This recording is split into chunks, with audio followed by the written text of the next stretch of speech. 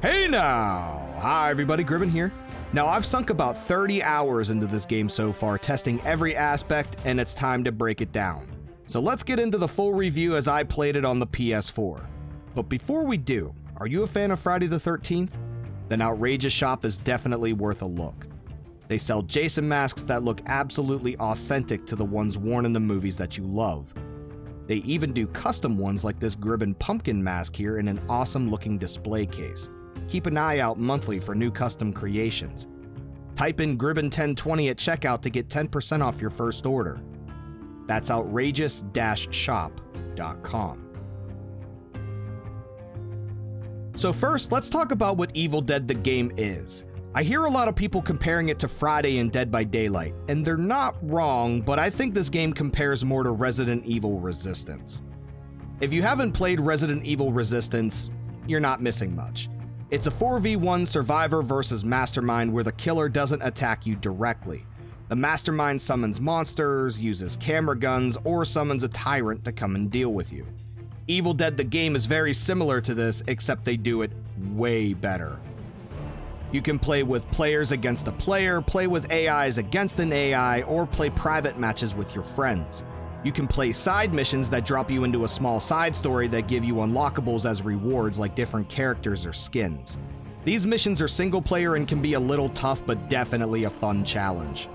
When playing in PvP, you have a few different characters to choose from all of the Evil Dead lore, from Evil Dead 1 to Ash vs. the Evil Dead, with 4 different classes to choose from. The leader class have abilities that give the entire team within a certain radius things like damage buffs or fear reduction. The warrior class focuses on melee combat and get different type of abilities like damage reflection, fear reduction with enemies that you kill, or recover shield from enemies that you kill. Hunter class relies on range weapons, for the most part. You can get things like starting off the match with a gun or cause bleed damage over time with range attacks when you meet a certain criteria. Then you have the support class, my personal favorite. This class is like a Swiss Army knife that helps the group overall with damage increases and a lot of other abilities that reduces everyone's fear in a certain radius or gain health within a certain radius. Now, since we've gone over the classes, let's jump into the next portion of the review, which is the gameplay, and there's a lot to unpack here. Let's start with the Survivor. Quite a lot of steps to mention, so buckle up. As the Survivor, you have 30 minutes to collect 3 pieces of a map that locates the lost pages of the Necronomicon and the Kandarian dagger scattered across a huge map of its own. The top right corner of the screen tells you the general area of where to go, but you still have to track the piece down. Once you find all 3 pieces of the map, you then have to go to either the lost pages or the dagger, preferably whichever one's closest to you. Then you have to defend the spot for either the dagger or the pages until the bar fills up. Once you obtain both dagger and the pages, the 30-minute timer goes away and the map starts to close in, similar to Call of Duty Warzone or Fortnite closing the area of play while you make your way over to a boss fight called the Dark Ones. The Dark Ones have 3 bars of health that don't die to normal melee or ranged attacks. You use an amulet to bring the health down, and everyone has to blast it until it's dead while being swarmed by deadites. Once the Dark Ones are dead, the Survivor have one final defend the position aspect where they have the Necronomicon that lasts for 2 minutes. The demon player either has to take the book's health bar down or kill all of the players in the area. During the 30-minute timer, if you run out of time before you make it to the Dark Ones, the game is over. If you survive the 2-minute timer protecting the Necronomicon, you win. During the round, the Survivor can raid houses or areas picking up melee weapons or guns. The weapons have levels of Gray Common, Blue Rare, Purple Epic, and Gold Legendary, as like most games. You can find most common weapons lying around anywhere, while others are found in loot crates. You can hear loot crates in areas as they give off a hum, similar to Fortnite, that contain a random weapon and also an in-game stat booster called Pink F. This is referring to a drink from Ash vs. the Evil Dead. Pink F is used to boost in-game stats that increase melee damage, reduce fear, boost health, and more. These do not carry over into the next game and need to be boosted every game you play. Based on whatever character class you're using, some stats may take priority over others.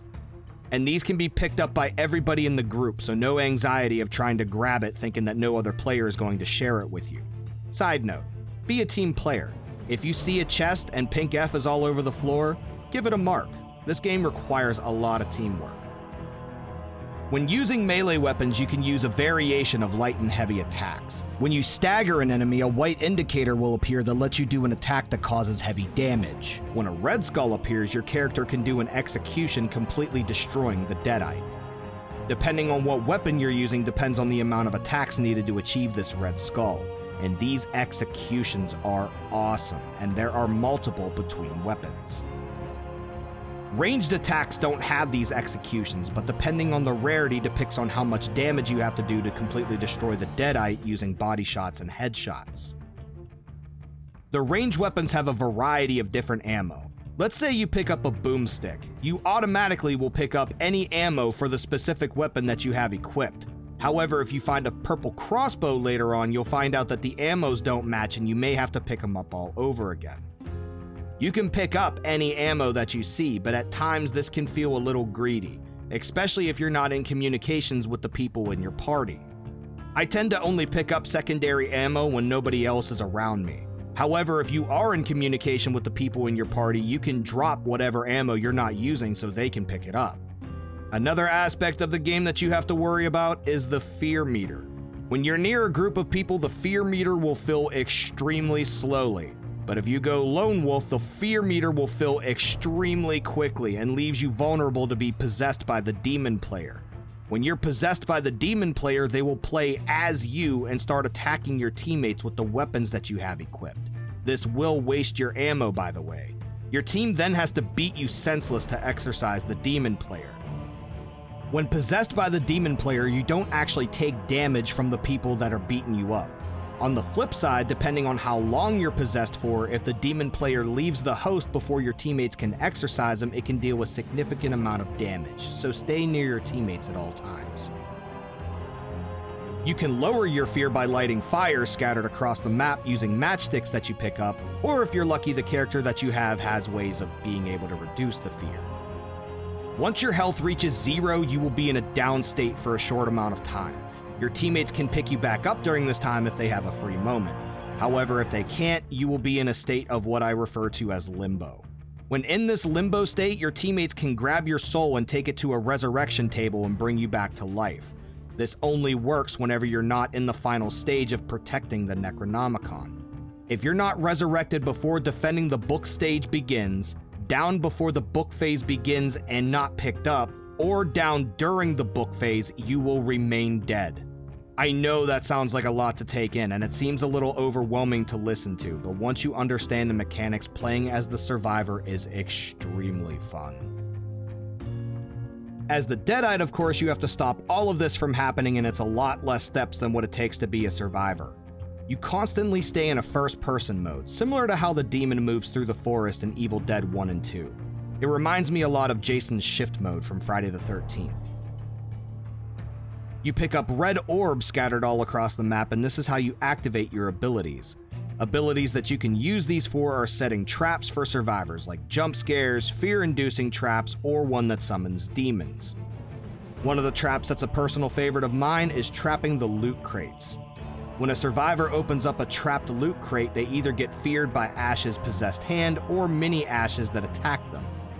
These also build up a lot of threat just by placing the trap. Similar to survivors, you have to level up your in-game stats as well. These range from gaining more demonic mana to making traps stronger and so on. But instead of gathering pink F, you build up your threat level just by placing the traps, having the traps activated, and possessing players, demons, cars, or even the trees. Your Deadite has a boss character as well that does increased damage and has a lot of health. You can't summon them at the beginning of the match, but more towards the dagger or lost pages part of the game, or if you build up enough points before this part. You can locate survivors quickly when they become terrified, activate traps, shoot a weapon, or drive the car, so locate them fast to build up your threat meter. Kill them all at any point to win the game. Now, after a game is over, your survivor or your demon will gain XP. You also get these additional points at the end of the match to distribute to whomever you want, demon or survivor. This helps tremendously, just so you don't have to start a character or a demon at level 1 and try to get them through the ranks. One thing I will say, this game absolutely requires a lot of communication. Even one competent player increases your chances of winning by a lot. When I first streamed this, I went solo and it took me 10 hours to win my first game. This is day 1, mind you. Off stream, I convinced a friend it was worth his time and we were winning game after game after game. There's already a season pass for it, so it gives me plenty of faith that they're going to keep adding a lot more content to the game, especially since the last mission, number 6, says coming soon. For the first week of an online-only game, I am impressed with how well this game handles itself. I haven't had any game-breaking bugs yet, however I did encounter a few, which is to be expected, so let's take a look at some of the ones that I've had so far. Oh, that was close.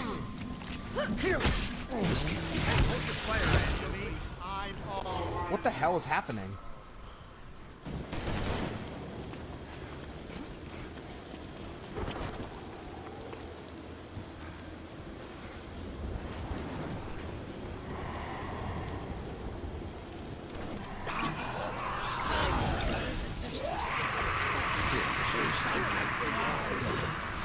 The cloud of death has come over me. Merciful is my own.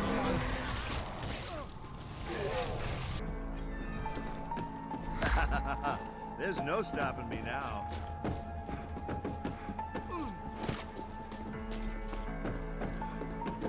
Cobalt blue steel.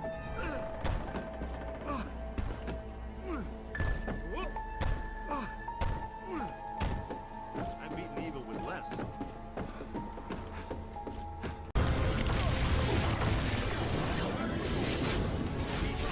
I'm gonna make it up.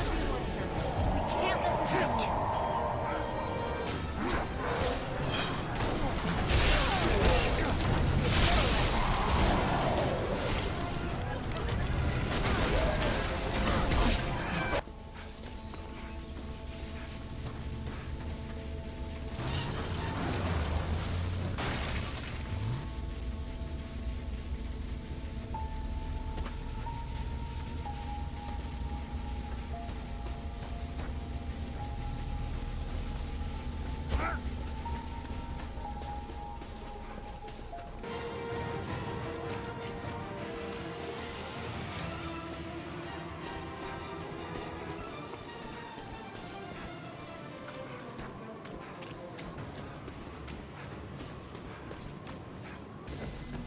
Oh!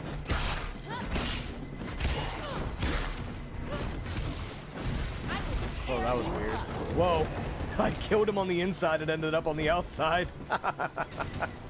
Behold, boys. Are you asserting dominance?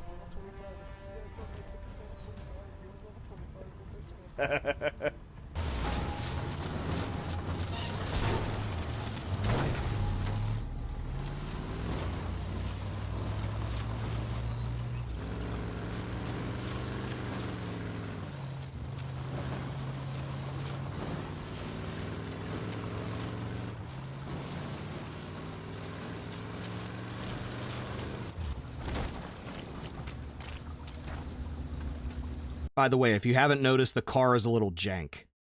Another great thing to mention is this thing has crossplay, so if you have a friend that doesn't have the same platform as you two can still play together.